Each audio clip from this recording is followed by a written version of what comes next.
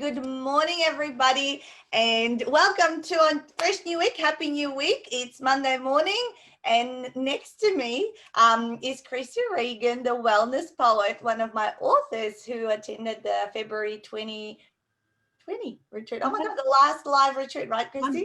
One year ago. Yes, it's great. 1 year ago. So it's kind of like a little bit past our anniversary since your attendance. And this morning and going forward, guys, I am going to be, handing over the baton to my authors to actually add value to these Monday morning lives. I've been coming up with lots of ideas and I thought someone else can talk. I can just sit back and ask the questions, and guess what? I can actually have my coffee. Yeah, Because I never get to I bring the coffee and I never get to drink it because I got to talk the whole time, right?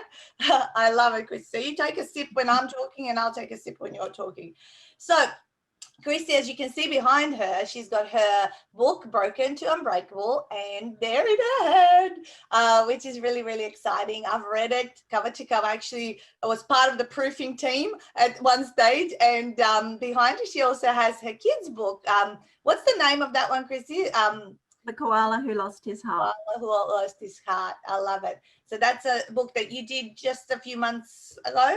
It was printed in November. We launched it in August last year. So we've had it in hand just a few short months now. Oh, amazing. You love writing. Obviously, you're a poet. Your tagline to your name is the wellness poet. But let me do the official introduction, if you like, for you. And then we can get into the nuts and bolts of the stuff we're going to talk about today, which is all about, your wellness being your wealth, behind what you do. So here's the official introduction. Krissy Regan is the wellness poet and author, poet, speaker, and wellness warrior. She creates stories and poems that inspire and connect people to themselves and the world around them. Krissy studied exercise science and sports management and has worked on the international stage for the past 20 years. After decades of traveling and working around the world, Krissy moved home to Australia in 2018 and decided it was time to stop, review, and reset. And she creates her own formula for an unbreakable mind, body, and spirit, and is now fitter, healthier, and happier than she was as a 20-year-old athlete. She wrote Broken to Unbreakable, 12 Steps to an Unbreakable Mind, Body, and Spirit to help others do the same. Krissy is the founder of Mindful Mums Queensland, and her passion is to encourage, inspire, and support as many people as she can to nurture their mind, body, and spirit. When these three pillars are in alignment, you will lead a healthy, happy, and a successful life. So thank you so much for stepping up and being the first in this series of amazing interviews. It's always, you don't need to go, oh, how am I going to follow that? You're just doing it. You're actually setting the standard, right? Which I love it because you're so super organized, with everything that you do.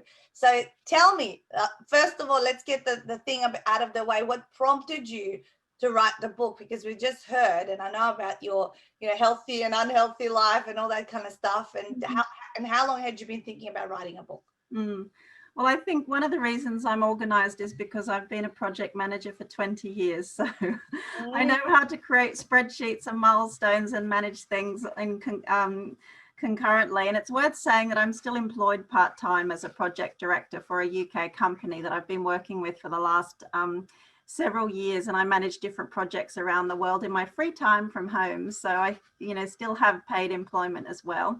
What kind of prompted me to write this book? Well, I wrote down the 12 steps to an unbreakable mind, body, and spirit in January 2019 in my journal. And it was in a quest to rediscover my health, because when I moved back to Australia in 2018, I had a 10-month-old baby, a 4.5-year-old daughter, and my health was really suffering. And I hadn't become a mum the fun way. I'd become a mum the hard, long, painful way. Yeah. And my body had suffered quite a lot. And on top of that, I'd worked really solidly for 20 years. So physically, I was suffering probably from burnout as well. So the idea to create the book started to solidify around May, June time in 2019. And in the August of 2019, I actually wrote the first 2 chapters of the book. So I had started thinking about it as the 12 steps were unfolding. But yes, definitely by August, I had decided there's a book in this. I need to start writing the first 2 chapters because I could never call myself a writer if I physically hadn't started writing the book. So I made an intention to do that. And then my next step was to find a publishing vehicle for the book. And ta-da, you came into my life. We came up on our last tour, I think, through Townsville, and then we got introduced, and like, you know, then you made the decision, and a few months later you were at the final face-to-face retreat. Yes, I'm kind of glad it fell the way it did for me, to be honest, because you know, when I joke with Stu a little bit about how I manifested the Facebook ad, because I had been looking at publishing vehicles for the book. The Facebook ad appeared. I then went to a networking event and met Jo Lukens, who told me that she had worked with you. And then I came to your workshop in Townsville. So all of that happened really in quite a short space of time.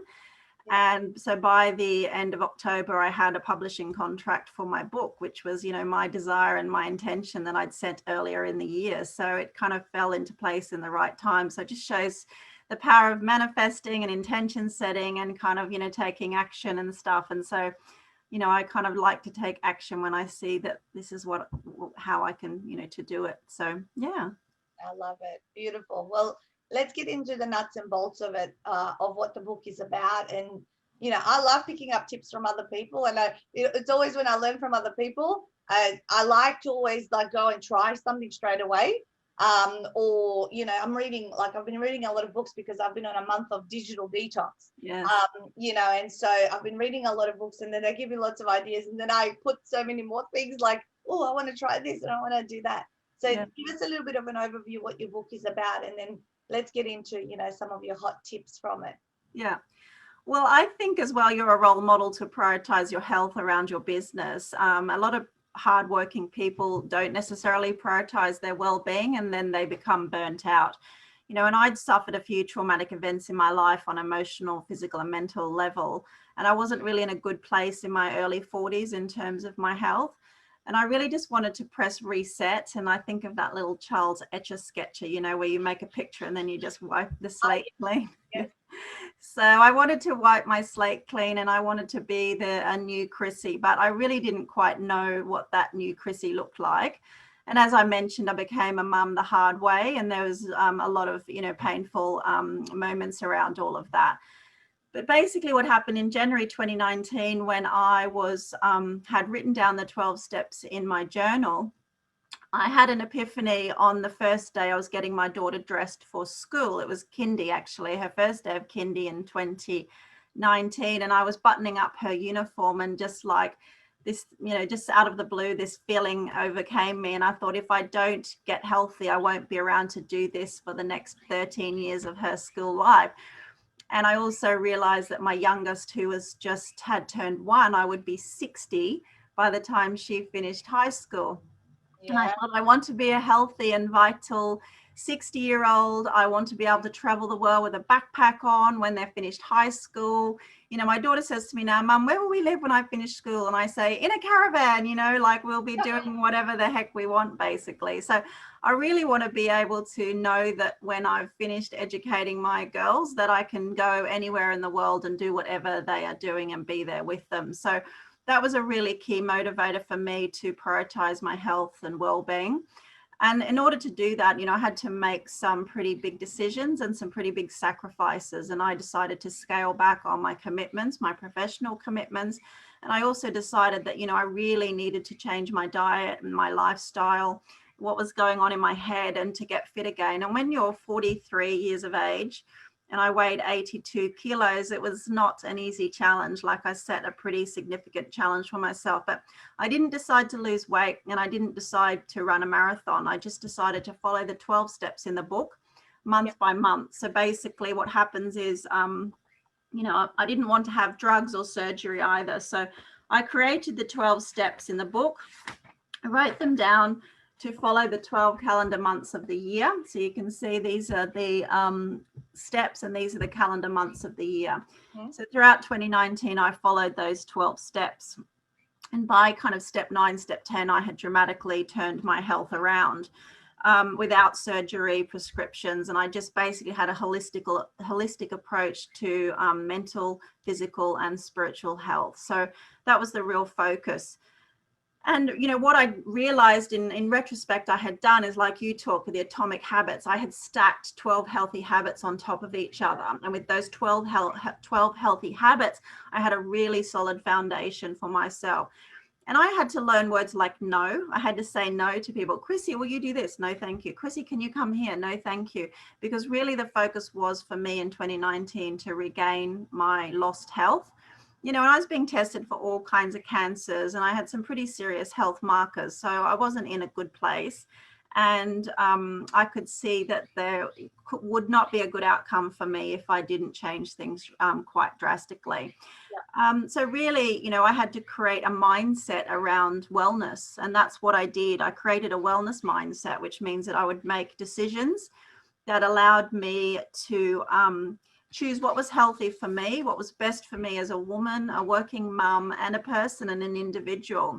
And that's kind of where the no came into play, learning how to say no and to having boundaries, and really starting to understand, you know, what sustains me as a person, an individual, and what drains me as a person and as an individual. And you know what it's like when you're a mum of small kids.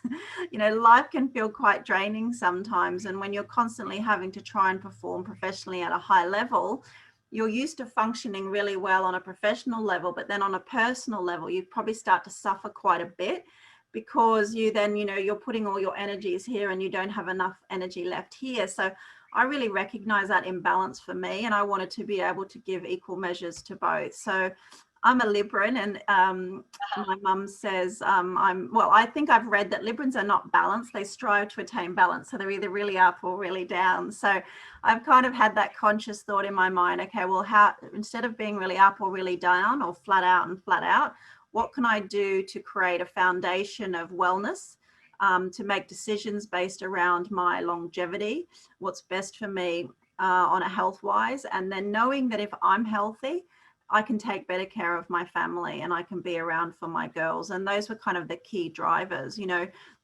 So I really just made a list, what sustains me, what drains me, and I wrote into columns. I've done a YouTube video about it, because when I understood the psychological side of what sustains me and what drains me versus just the practical things like the ironing drains me, household admin drains me, versus what sustains me, which is writing and exercising and socializing and with friends and finding healthy ways to kind of do, you know, fun stuff with my girls. Those were the things that I found really sustaining. But what happens is when we get super busy, we drop all our sustainers and we're just left with our drainers, you know. And I thought, well, actually, that's incorrect and that's wrong. And we need to educate ourselves that the sustainers are our bedrock, so our drainers don't pull us down. And I'm much better now at managing my drainers because of my sustaining habits and those 12 steps and that foundation, which has given me kind of a bedrock for health and well-being. You know, and in decluttering, you know, my mind and my thinking and learning different ways to do things and different tools and strategies, I've really unlocked so much more potential in me, because I'm not suffering with overthinking. I don't live with the time scarcity mindset anymore. You know, if I see an opportunity, I think, right, how can I make that happen, as opposed to feeling overwhelmed that there's too many things to do. So I've really just changed the way I think and do a lot of things. And, you know, I used to suffer with insomnia. I had to unlearn how not to suffer with insomnia. So whilst I was learning lots of new and helpful information, I also had to unlearn a lot of unhelpful things that had kind of stayed with me for a long time. And I talk about thinking interventions. So, you know, I employed thinking interventions to retrain my brain and create new neural pathways so that, you know, I could be spending more time thinking about fun stuff, creative stuff, interesting stuff that I wanted to do with my life, as opposed to ruminating on things that were kind of holding me back. So, you know, once I had employed all of those 12 steps into my life, you know, it's allowed me to publish 2 books. I've made dozens of blogs and poems. You know, you can see my work on my website. But, you know, in the space of just 18 months, so much has changed for me for the better. And, you know, I can still be a very effective project manager for my employers in the UK. I can still problem solve really easily, but I've still got space and creativity and time to do the stuff which I love, which is, you know, writing and stuff like that. So, yeah. Oh, beautiful. So if I can summarize of how I've understood it, yeah. You know, the 12 steps you talk about, it's like a 12-month program that someone could take for themselves, because for you, it took those 12 to 18 months, you would say, to go through everything, and you were just adding on one extra thing, you know, and keeping it sustainable. And then you those assisted you in supporting what sustained you, but decluttering what didn't, what Yeah. drained you. I love that, sustain and drain. You know, matches. I like when things match up. And then you know, the thinking interventions. So tell me a little bit more. What is a thinking intervention? So in the same way that you would run an intervention if you were drinking too much or smoking too much or whatever. Yeah. So I had to run some interventions for myself because my thoughts were relatively unhelpful. I was spending too much time ruminating on problems. So for example, you know, I would think about work 16 hours a day, 7 days a week, but it wasn't necessarily the time that I was actually working. I was just thinking about work. So but I was replaying scenarios in my head, rehaving conversations, trying to problem solve things that may or may not happen in the future. So I was wasting a lot of my mental energy on a task which wasn't giving me any value or benefit to my life, and it was keeping me stuck. So I was giving all my brain energy to something that was unhelpful. So I can still be very effective at my job, but I'm using my brain in a different way. And I'm also allowing, you know, to spend more time in the prefrontal cortex, you know, your thinking creative brain center, to create new stuff and to, you know, think of new ideas. And really the goal with my 12 steps is to take you from survival mode to self-actualization mode, which is to become the most that one can be. So I want to, in my life, become the most that one can be. So how do I do that? Well, I need to let go of the stuff that's not serving me, and I need to spend my effort and energy on the stuff that is serving me. So my thinking interventions were around noticing and becoming observant and mindful of what I was spending most of my time thinking about. And then when I was thinking about things that weren't useful or helpful, was to run some interventions to say to myself, Krissy, you don't need to think about this right now. You could be thinking about X, Y, and Z. So then I invited my brain to go, oh, okay, there's other things I could be doing rather than spending time on this. And once I'd practiced thinking interventions in a few different aspects of my life, you know, I unlocked all this new capacity in my brain. So that was really exciting. It's like taking that pill on that Limitless movie. Yes. Yeah.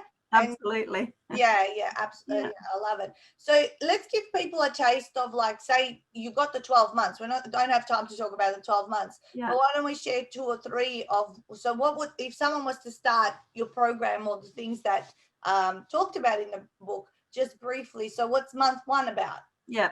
So month 1, step 1 starts in January, and that's journaling. So it talks about writing down your thoughts, your feelings, your behaviors, understanding yourself. It's about doing that mental, emotional deep dive and just sharing and finding out, who am I as a person, you know? And I think we lose that sense of self as adults sometimes. And so I really needed to go back to me and go, what is my sense of self?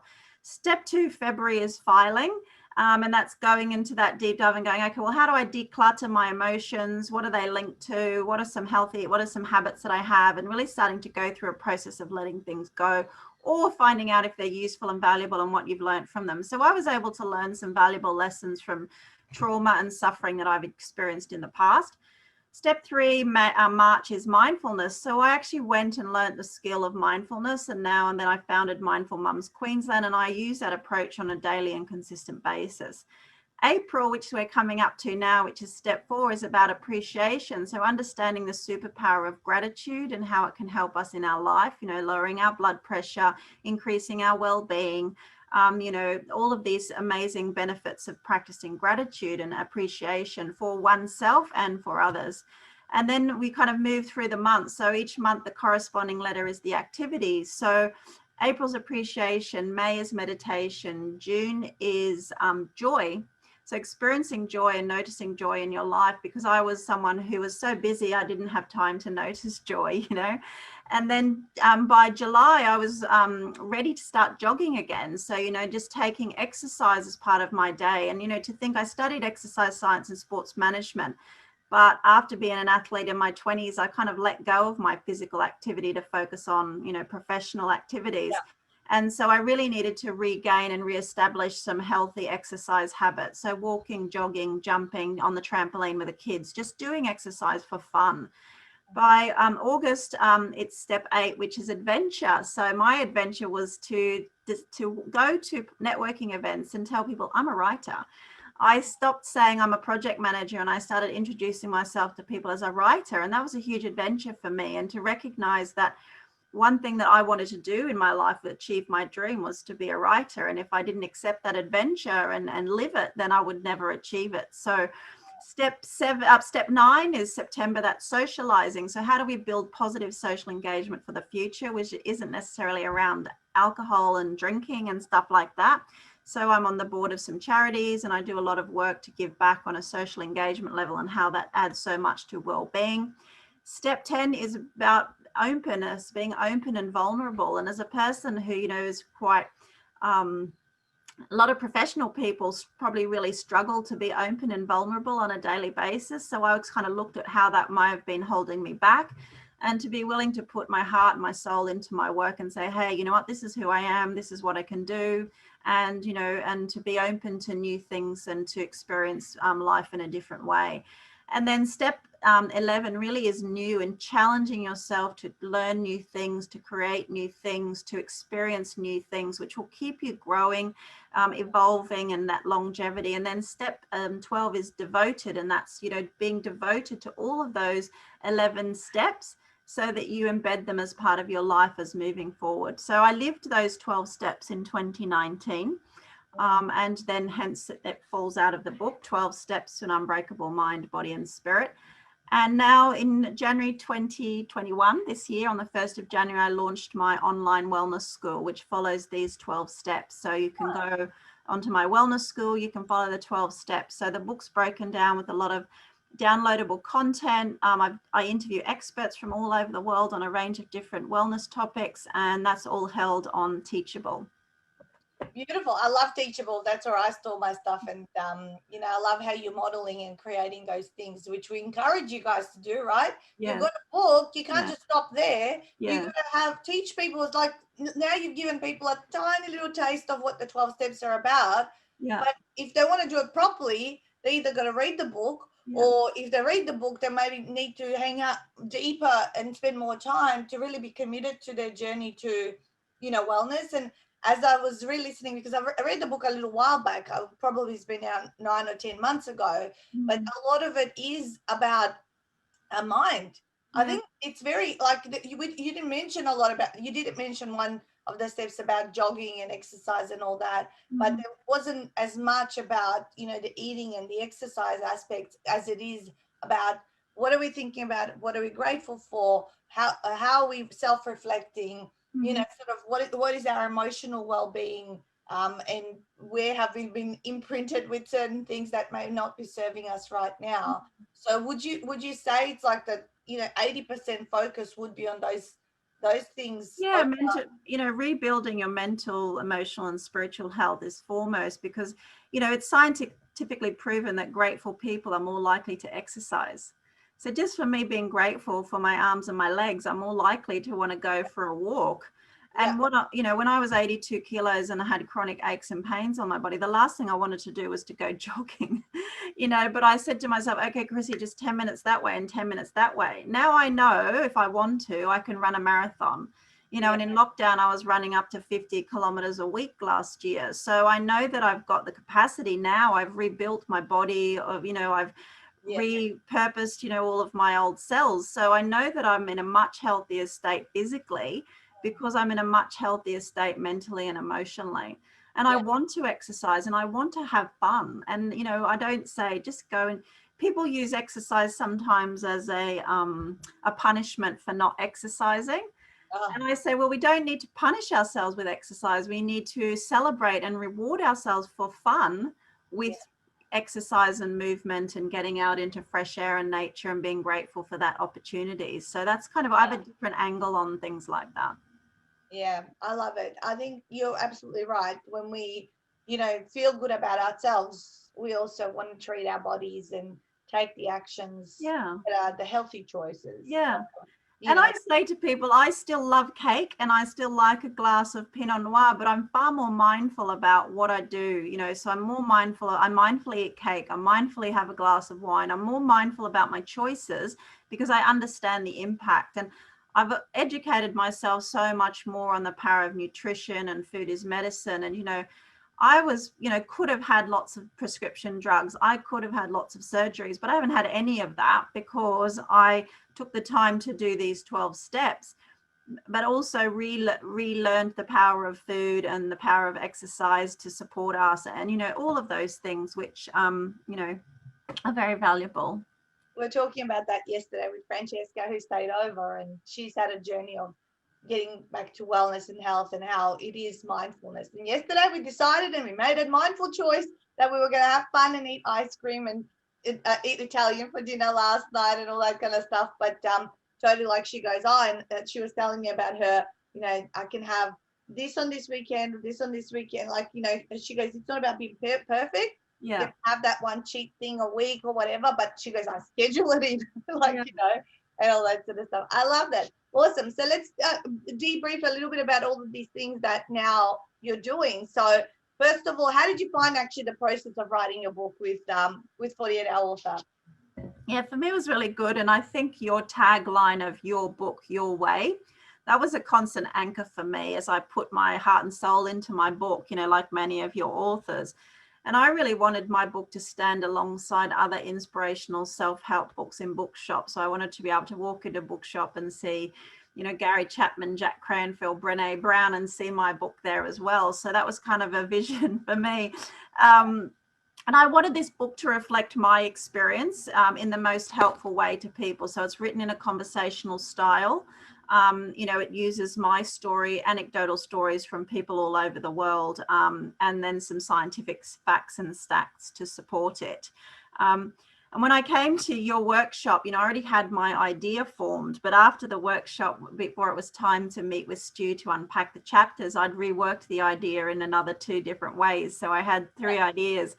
So I presented them to Stu, and what was lovely is that he said he loved the original idea. So I felt reassured that I was on the right track. And this book includes 13 original poems that I've written to inspire the reader on the journey. So one at the end of each step. And Stu was very encouraging around that, and alongside the 12 steps, which I had already followed. He was very generous and kind with his time to understand, my motivations, my intentions, and the little curiosities as to, why and how I was doing things, like step 8, which was the big adventure for me to step up and say, hey, I'm a writer, and start pitching myself to people as a writer before I even had my book in hand or a publishing contract. That was a huge adventure for me. So I had kind of already decided that the book was written and published, and I wanted to find a vehicle for that. And then at divine timing, you guys stepped into the fray and to help me bring that to life. And I'm really grateful. And it's so nice to have the ongoing support, the encouragement, and also the friendship, and, when you're busy, you can't always be engaging and interacting with everything, but who you can go to talk to about certain things. And certainly the last face-to-face retreat that I did in February, we've got a lot of good friendships and bonds in that group, and we support each other. So, that's really cool as well. Yeah, I love seeing that. So many retreat groups stay together. I mean, even if as much as you haven't had the virtual experience, even the virtual groups, like they're still chit-chatting, like a year on, and, they have their little intimate family, that they go back to support all the time. That's beautiful. So what's in the future? How do you plan to use it? What do you hope that the book will do? How do you plan to leverage it and all that kind of stuff? Yeah. Well, I got my book in hand in June 2020. And since that time, I've done a lot of events throughout North Queensland. So I've had book signings at a number of different bookshops in different cities. I've done workshops. I've just hosted my 2nd women's wellness retreat in March. So I did one in October, one in March at Mission Beach up the road. I've done a lot of markets. So I've done markets all the way from kind of Cairns, Coranda, Ingham, different places. I have donated the book to more than 19 libraries across North Queensland. I've been to book fairs. And then, I was lucky to get a lot of good press coverage statewide. So that was a good platform as well. But also I wanted to look further. So I did in October last year, the Bali International Literature Festival, and I did a live launch of my book, which was an amazing experience. My book was nominated for Australian Business Book of the Year in Health and Wellbeing, Audiobook and Personal Development. So that was really cool. And then another thing that I did was once my book was up on Ingram Spark, I did a little bit more digging and I saw that you could boost your book to appear in certain catalogs. Yep. So I boosted the book, and then I quickly noticed my book showing up on most kind of international platforms like Waterstones in the UK, Walmart in the US, and Amazon all across Europe and the Middle East. And because I've traveled quite extensively in my professional capacity, I was able to say to people, hey, you know, look where my book is, look where my book is. And that kind of put a little bit more of a momentum around it as well. You know, and I've been invited for interviews and podcasts, you know, in different places of the world, and that's been really exciting. And also I reached out to other independent book marketing firms like Leading Edge that are based in Sydney, and they put my book in their newsletter for all independent bookshops in Australia. So I'm just kind of finding you in different and unique ways, and I want to continue you know, to doing these type of events. And it's funny, the other day someone from Brazil said to me, oh, how can I find your book? And I went online and found an online retailer in Brazil that had the book, and he could just order it because they're still in lockdown, and that was really cool. So yeah, for the future, I want to continue to find different routes to market. I realized throughout this experience this year that I'm the best person to sell my book. Oh, duh. That's what I said. Yeah. As I was strutting up and down outside a bookshop in Cairns, thinking to myself, you know, I'm the only person that's going to say, hey, would you like to buy a book? Have you read a good book lately? Here's my book. And it's hugely embarrassing. And you kind of have to, you know, I joke that all of the professional jobs that I've done in the past have prepared me to stand with my pop-ups, smiling at strangers, holding my book, going, hello, does someone want to talk to me, please? You know, so it's funny. But earlier this year or late last year, Kittypedia.com invited me to be a partner for this year. So I'm a monthly blog contributor, article contributor. So they promote all of my work on their website. So that's a great partnership for me as an author. Yeah. And as the founder of Mindful Mums Queensland. And I've just completed a series of 6 interviews with eHealth Radio in America. And that goes, you know, spread across all Podbean podcasting channels, and, you know, talking about my book, my online program, and health and wellness, and my retreats and stuff. So that's been cool. And month by month now throughout 2021, I'm building content for the wellness schools. So it becomes, you know, a sustainable platform going forward. And my plan really is this year and into next year is to start going and exhibiting at festivals like Mind, Body, Spirit, which is in Brisbane, Melbourne, and Sydney. I'm already speaking to them. I want to do more literature festivals locally as well as internationally. And I have thought about, and I probably will start approaching mainstream distributors later this year so I can see my book in Big W, Kmart. Amazing. There's been a few comments they're coming through because we can't see them on Zoom because we're just Zooming. But, you know, people saying great accomplishments, and I love your thinking of getting mindset right and analyzing yourself in the first month. Like, you know, there'll be other stuff throughout the day as people, you know, obviously have the time to sit through and watch this. But I'm always so impressed of all the extra things that you have done over the top of, you know, what we teach you guys. You kind of keep thinking, where else can I put my book to be available? You know, taking that initiative and boosting it through Ingram Spark, or, you know, you just keep asking yourself and keep looking into things and taking that responsibility, which is what makes a successful person successful. It's like you take self-responsibility. You know, I've got my people who've helped me, but at the end of the day, I'm the one that's going to have to go out and do this. And, you know, going to markets and going to festivals, it's not an easy thing. You got to pack, you got to drive there, you got to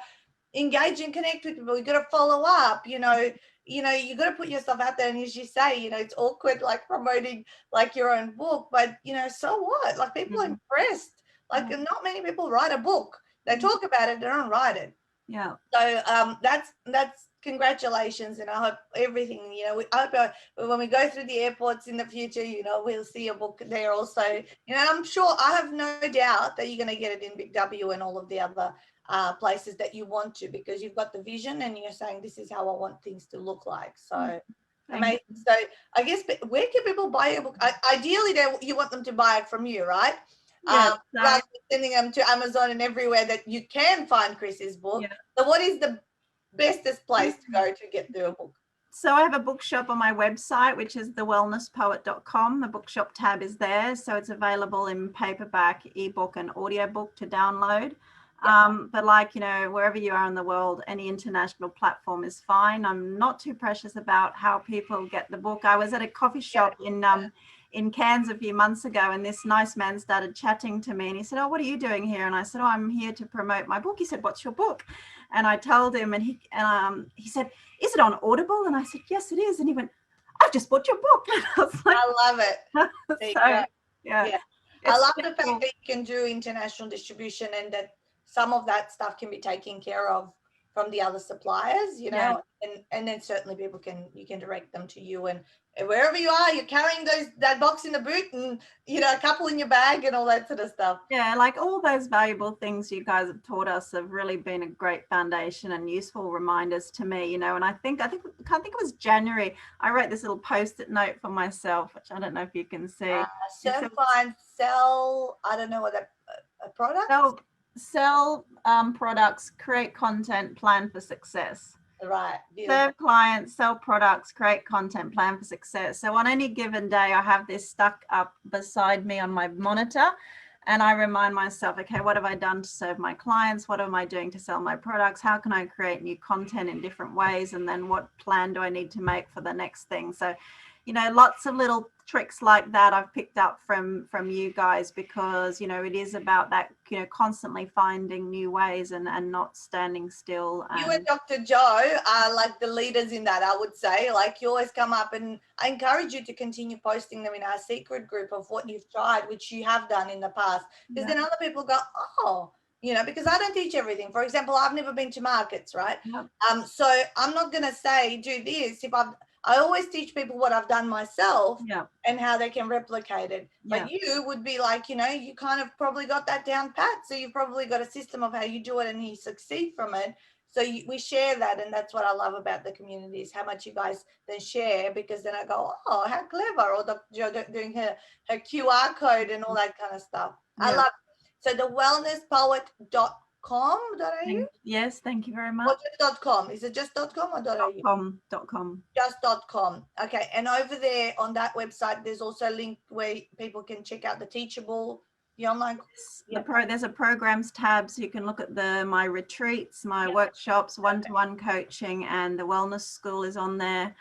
And there's, like, on the news and blogs page, you can see all the work that I've done recently, and interviews on eHealth Radio are up there as well. So there's a lot of different stuff that I've been doing. So I'm hoping that it's useful for your community as well as our other author friends, and it's nice to be able to support their work. And what I have done with the authors in my February group is I say, send me your books, and I take them on the road with me. So, you know, at my last retreat in March, I had, you know, Julianne Cowan's book, I had Maurice's book, I had my book, and I had Jenny Cook's book.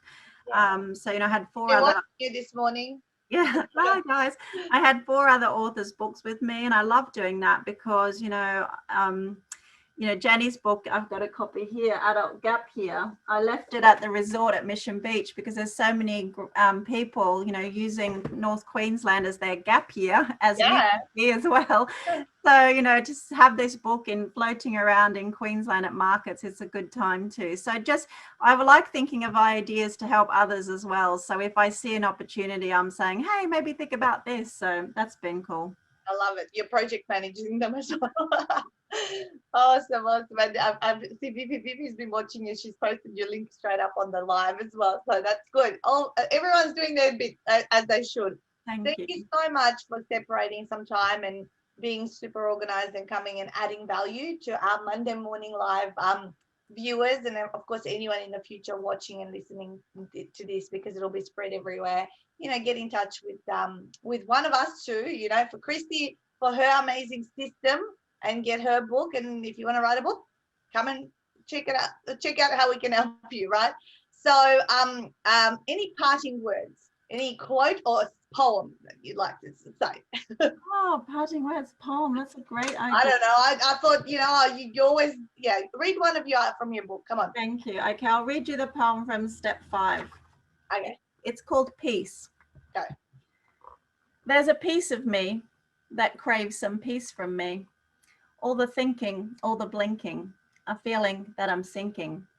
The busyness, the craziness, the tiredness, the laziness, the expectations not met, all the feelings of regret, the jumpiness, the bossiness, trying to mind my own business, the overfunctioning desire to fix, to help, to inquire, to plan, to do, to make.